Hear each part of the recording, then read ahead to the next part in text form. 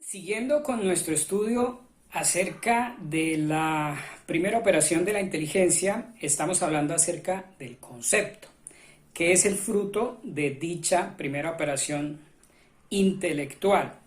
Vamos a darle una mirada a 5 características que distinguen al concepto, 5 características que enmarcan la naturaleza de nuestros conceptos. Entonces vamos a revisar el hecho de que nuestros conceptos sean inmateriales, abstractos, universales, necesarios y, como consecuencia de dicha necesidad, vamos a decir que nuestros conceptos tienen o gozan de permanencia. Estas 5 características nos van a permitir comprender de mejor manera la naturaleza de nuestros conceptos, que son, como ya dijimos, ese fruto o ese resultado de la primera operación de nuestra inteligencia. Lo primero, entonces, que hay que decir respecto de nuestros conceptos es que nuestros conceptos son realidades inmateriales. Aquí vamos a tomar el concepto de materia de forma general, como lo entendemos todos nosotros. Material es algo que tiene peso, masa, volumen, que está aquí ahora, que es captable por alguno de los sentidos o por algún instrumento creado para potenciar el alcance de los sentidos, como puede ser un microscopio, un telescopio, etcétera, etcétera, que ocupa un lugar en el espacio y que puede ser enmarcado en un momento del tiempo.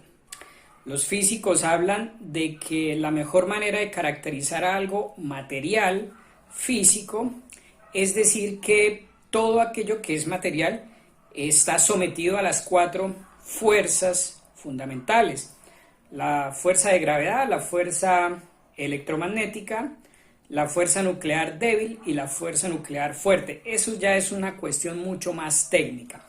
Vamos a manejar del concepto materia la definición más amplia o más genérica que todos nosotros conocemos o hemos escuchado. Entonces, materia es todo lo que en general podemos llamar cuerpo, todo lo corporal. Entonces, frente a esta realidad material, corporal, física que tenemos ante nuestros ojos, vamos a decir que nuestros conceptos no son nada de eso. Nuestros conceptos son inmateriales. Nos sirve una comparación que podemos hacerla prácticamente con cualquier cosa. Aquí simplemente tomamos esta como ejemplo. La comparación entre el concepto de manzana, el concepto, lo que conocemos, lo que comprendemos, la idea que podemos tener en nuestra inteligencia de lo que es una manzana, y por otro lado, una manzana física, material, que podemos comer. Realizando una comparación entre estas dos, el concepto de manzana y una manzana real física, podemos entender mucho mejor esto de la inmaterialidad de nuestros conceptos. ¿Por qué? Porque si ustedes se fijan, claro, una manzana que puedo tener aquí en mi mano, pues es una manzana que cumple con todas las características, es una realidad, mejor, que cumple con todas las características de algo material, claro. Tiene una forma definida, tiene un color concreto, tiene un peso, tiene un tamaño, tiene un sabor, tiene una textura. Evidentemente ocupa un lugar en el espacio, la puedo ver, la puedo tocar, la puedo saborear, en fin. Cumple a cabalidad todas las características que debe tener una cosa para ser llamada material o física. Pues bien, ¿qué pasa con el concepto de manzana? Es decir, ¿qué pasa con esa idea de manzana que podemos tener en nuestro entendimiento? Pues pasa que evidentemente no tiene ninguna de esas características. El concepto de manzana, del cual podemos decir, bueno, que se trata de un cierto tipo de fruta que pertenece a tal tipo, de tal especie, etcétera, etcétera, toda la descripción de las características taxonómicas, digamos, de la manzana, me da una serie de enunciados o de cuidades o de formalidades que las tengo en la inteligencia, que me sirven para conocer lo que es una manzana, pero nada de eso, nada de ese concepto intelectual de manzana tiene ni peso, ni lugar en el espacio, ni tiempo, ni magnitud, ni tamaño, ni nada de eso. Claro, imagínense ustedes donde nuestros conceptos tuvieran que tener todas esas características físicas. Pues sería una locura, porque en esta cabecita que todos tenemos tendrían que entrar todas esas realidades físicas y eso es absolutamente imposible. Imagínense ustedes cuando conocemos o cuando estamos pensando acerca del universo entero. Con un concepto, el concepto de universo, podemos abarcar con una sola mirada todo el conjunto de las cosas existentes. Sin embargo, el universo no entra físicamente en nuestra inteligencia, evidentemente. Sin embargo, conceptualmente, al no tener las características corporales, los conceptos, sí que podemos incluso el universo entero tenerlo en nuestra inteligencia gracias a esa característica de nuestros conceptos que es precisamente la inmaterialidad. En segundo lugar, hay que decir que nuestros conceptos son realidades abstractas. ¿Qué significa abstraer o abstracción? En palabras sencillas, abstraer significa tomar algo que está junto, tomar algo que es una sola cosa en la realidad y como separar las partes para analizar o estudiar las partes por separado. Pensemos, por ejemplo, en una uva verde o en una manzana verde para seguir con el ejemplo anterior. ¿Qué pasa? Que en esta uva o en esta manzana real, física, que podemos tener aquí en la mano, el color verde y la manzana pues son una sola cosa, ¿cierto? No podemos separar en la realidad, en esta manzana que podemos tener en la mano, no podemos separar y poner a un lado el color y a otro lado la manzana, eso es físicamente imposible.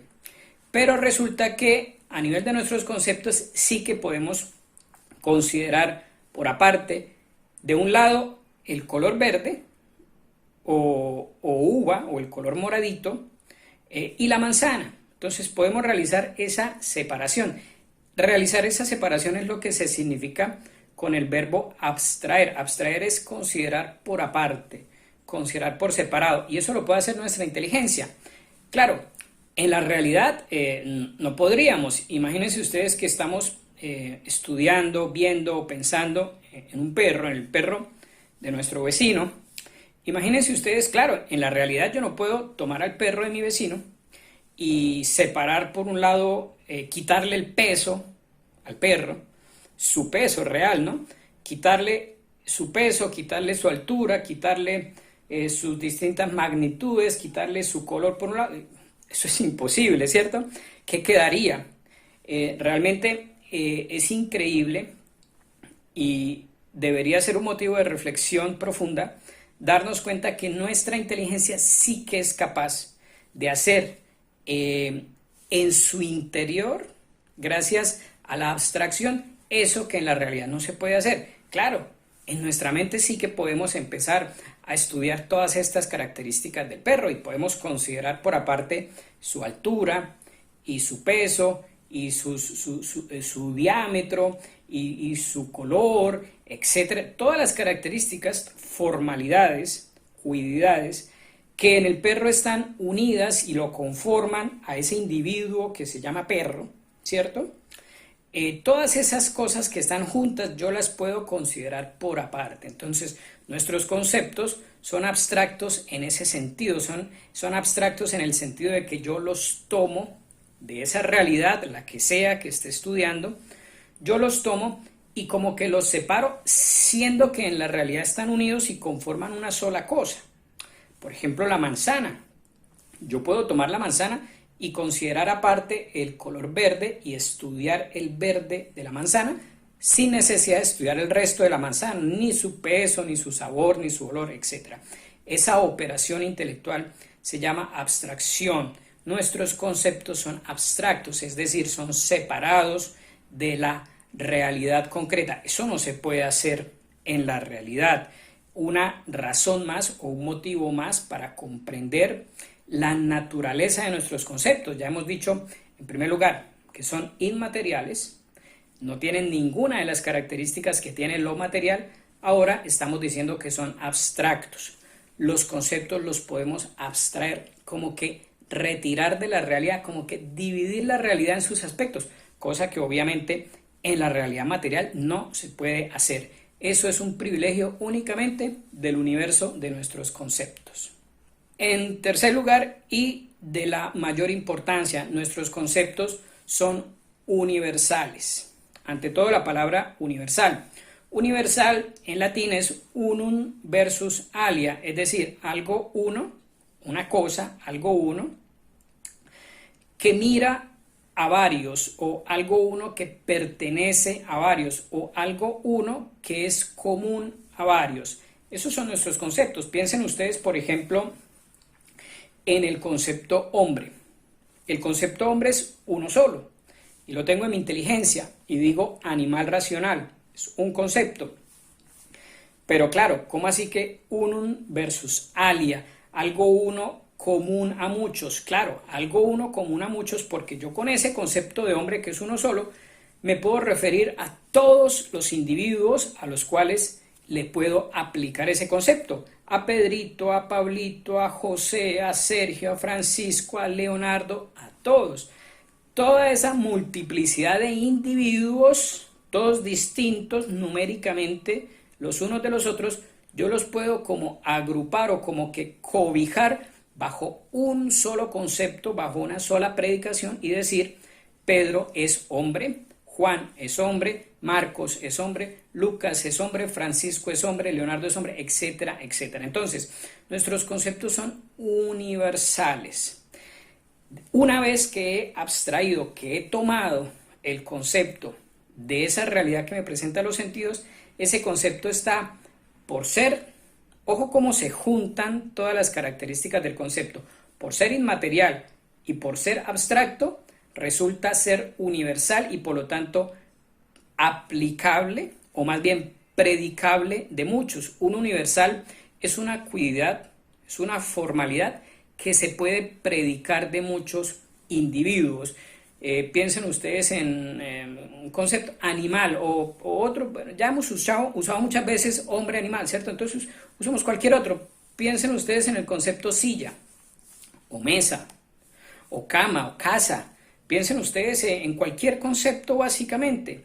Todos tienen las mismas características. Piensen en el concepto de silla.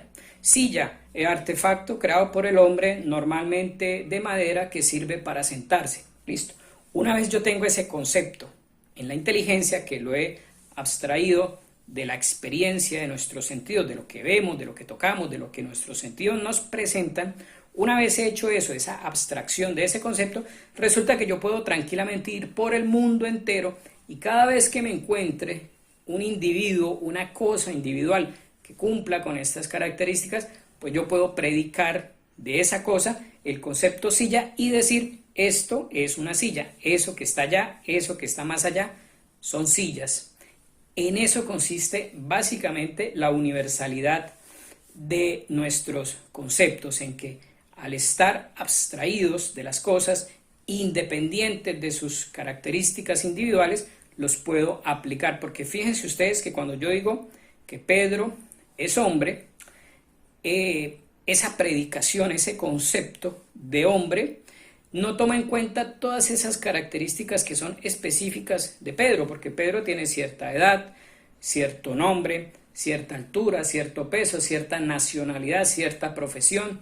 Como que hago a un lado todo eso, abstraigo, hago abstracción de todas esas características de Pedro que son específicas, individuales, concretas de Pedro, y me quedo solamente con lo esencial, con su cuidad esencial, que es Pedro. Y ojo, precisamente porque el concepto deja de lado todos esos aspectos concretos, individuales, específicos, singulares de mi vecino Pedro, por eso es que el concepto se vuelve universal y me sirve para predicarlo de todos los hombres, porque claro, Yo digo Pedro es hombre, Pablo es hombre, pero Pedro y Pablo tienen un montón de diferencias en edad, en nombre, en altura, en peso, en nacionalidad, en profesión, etcétera, etcétera, etcétera, etcétera. En todas esas características que tienen que ver con su individualidad se diferencian, pero como yo, el concepto de hombre, lo he abstraído, lo he considerado aparte de todos los aspectos individuales concretos, se ha convertido en un universal, se ha convertido en una huella de solo lo esencial de Pedro y Pablo, y entonces, al quedar abstraído de todas esas condiciones concretas, físicas, materiales, del aquí y del ahora, entonces se convierte en un concepto universal que me permite a mí decirlo o predicarlo de todos los individuos. En eso, más o menos, consiste la universalidad de nuestros conceptos. En cuarto lugar, vamos a decir que los conceptos son realidades necesarias. ¿Qué quiere decir aquí el adjetivo necesario? Por ejemplo, el hombre es necesariamente animal racional. Esa es la definición del concepto hombre. Para yo poder decir de un individuo que es hombre, necesariamente tiene que tratarse de un individuo que es animal racional. Recordarán ustedes por allá cuando hablábamos de esa hermosísima introducción a la manera correcta de pensar, donde seguimos los primeros capítulos de un libro del padre Calderón, donde él nos hablaba de tomar de la experiencia sensible, tomar los rasgos esenciales y construir la definición de lo esencial, la quidditas, la esencia del individuo. Entonces, claro, esa esencia es necesaria en el sentido de que todo individuo, todo singular, toda cosa singular, concreta, individual, que esté cobijada por un concepto, como por ejemplo el concepto de hombre, de animal, de silla, etcétera, etcétera, tiene necesariamente que incluir en su naturaleza los rasgos que definen ese concepto. Por ejemplo, volvamos al concepto de silla, artefacto hecho por el hombre, normalmente de madera, que sirve para sentarse. Necesariamente una silla es eso. Si usted quita del concepto de silla algo de eso que acá, entonces ya no es silla, ¿sí? O si usted a un individuo, a un singular concreto que aspira a ser silla, le quita alguna de estas, pues entonces ya no se trata de una silla y hay que utilizar otro concepto distinto. En eso consiste la necesidad de los conceptos. Un triángulo es necesariamente una figura de tres lados. Si tenemos una figura de más o de menos lados, pues entonces ya no es un triángulo. Un triángulo es necesariamente una figura geométrica de tres lados cuya suma de sus ángulos internos da 180. Eso no cambia, eso es así. Los hombres, desde que existen hombres, son animales racionales. Los triángulos, desde que existen triángulos y hasta cuando existan triángulos, serán figuras geométricas de tres lados cuyos ángulos internos suman 180. Y eso no cambia. Ojo, no es el tema del video, pero fíjense ustedes cómo de aquí se puede desarrollar toda una argumentación en contra del concepto de evolución. Se fijan, de evolución de las especies, de que la especie hombre haya sido el resultado de la evolución progresiva de especies anteriores. Bueno, no nos vamos a meter en eso, pero piénsenlo y vean cómo de la necesidad, del carácter de necesidad de nuestros conceptos, se puede perfectamente desarrollar toda una argumentación en ese aspecto, pero no es el tema de este video. Entonces, nuestros conceptos son necesarios, tienen esa necesidad interna. Y en quinto lugar, como de alguna manera consecuencia de la característica anterior de la necesidad, vamos a decir que nuestros conceptos son realidades permanentes. Claro, lo necesario se opone a lo contingente. Necesario es lo que no puede no ser, lo que tiene que ser. Lo que no puede ser de otra manera tiene que ser de cierta manera. Eso es algo necesario. Y se opone a lo contingente. Lo contingente es lo que puede ser o no ser, lo que cambia, lo que deja de ser, lo que ayer era y hoy no es, lo que ayer no era y hoy existe, lo que hoy es y mañana dejará de existir, o cambiará. Eso es lo contingente, lo que cambia, lo potencial. En cambio, lo necesario es lo que no puede dejar de ser o no puede dejar de ser como es. Entonces, decimos que de esa necesidad se deriva como consecuencia la permanencia. Nuestros conceptos son realidades permanentes. Claro, si no cambian, pues evidentemente son permanentes. La necesidad implica permanencia, que es lo contrario de lo cambiante. Nuestros conceptos no cambian siempre y cuando el concepto sea correcto, porque ustedes me podrían decir, Leonardo, pero hay conceptos o definiciones que la ciencia va cambiando, va mejorando, va descubriendo de pronto que se había equivocado y ahora tenemos otra definición, por lo tanto, otro concepto más cercano a claro, todo lo que ustedes quieran, pero si ustedes se fijan, cuando un concepto deja de ser utilizado y es cambiado por otro, no se debe a que el concepto en sí no sea algo necesario y permanente, sino a que el ser humano se había equivocado. Así de sencillo, se había equivocado y había tomado como verdadero concepto, como verdadera huella intelectual de algo real, un concepto o una definición que no cumplía con esas características y que por lo tanto, andando el tiempo, se descubrió, se mejoró, se reemplazó, se debatió y se llegó a una definición o a un concepto más cercano a lo real. Entonces, en realidad se trata más bien de una debilidad de la inteligencia, no de una debilidad o de un defecto en el concepto mismo. ¿Qué quiero decir? Quiero decir que, por ejemplo, cuando se dice, desde los griegos, que el hombre es animal racional, eso es así para los griegos y para los romanos y para los medievales y para el Renacimiento y para la época moderna, incluso para los posmodernos, aunque lo nieguen. ¿Por qué? Porque ese concepto de hombre es verdaderamente cuiditativo, y esencial. Por lo tanto, es necesario y permanente, no cambia. Otros conceptos que de pronto se tenían hace 2000 años, 2500 años, el concepto de libertad, por ejemplo, o lo que se creía acerca de la esclavitud, el concepto de la esclavitud, pues pueden perfectamente cambiar, pero no porque el concepto como tal, nuestros conceptos no sean necesarios o permanentes, sino por la debilidad de nuestra inteligencia que en determinado momento de la historia puede estar equivocada y puede tomar como algo esencial una definición o una concepción que en realidad no lo es. Entonces, queda en pie que nuestros conceptos, cuando le atinamos a una definición verdaderamente cualitativa esencial de la cosa de la que estemos hablando, son necesarios y son permanentes.